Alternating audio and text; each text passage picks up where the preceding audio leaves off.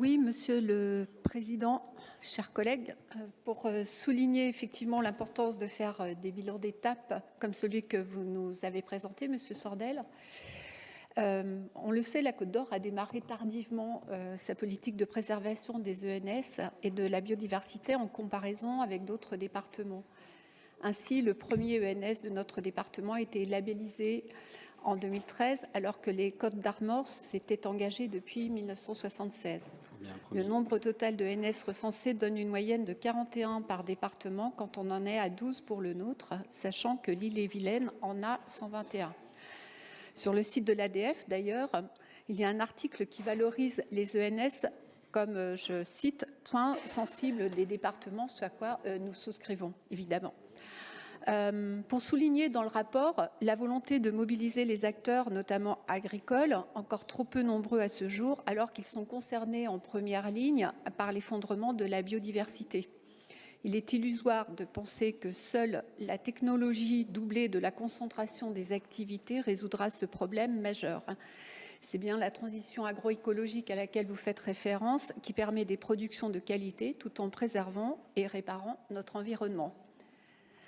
La liste des partenaires associés à la démarche montre aussi qu'il y a de la marge de progression pour mobiliser encore plus les communautés de communes et les communes, notamment par l'intermédiaire des espaces naturels associés, pour une approche plus globale et partagée des enjeux et ainsi renforcer l'efficacité des actions.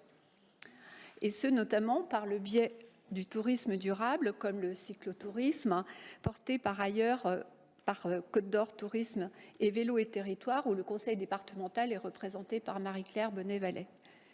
Par ailleurs, on sait aussi que les ENS contribuent aux trames bleues et vertes. Pour que celles-ci soient réellement effectives, il y a aussi la mobilisation des particuliers, des bailleurs et des copropriétaires. Dans les pratiques de jardinage, la conception des séparations avec la valorisation des haies à la place des murs en béton, gros émetteurs de gaz à effet de serre et prédateurs de sable, par exemple. Il y a là des campagnes de communication et d'accompagnement récurrentes à faire avec les différents partenaires, notamment dans le BTP. La Côte d'Or, on le sait, est de plus en plus fragilisée par l'état de sécheresse de ses rivières et cours d'eau. On met entre parenthèses là, les pluies diluviennes que nous avons, ça ruisselle tellement le sol était sec. Mais d'où l'importance du travail en amont de préservation des zones humides. Or, dans le bilan, on note une seule reconnexion de zones humides. Il y a donc un intérêt collectif à prioriser ce travail de reconquête des zones humides en le démultipliant.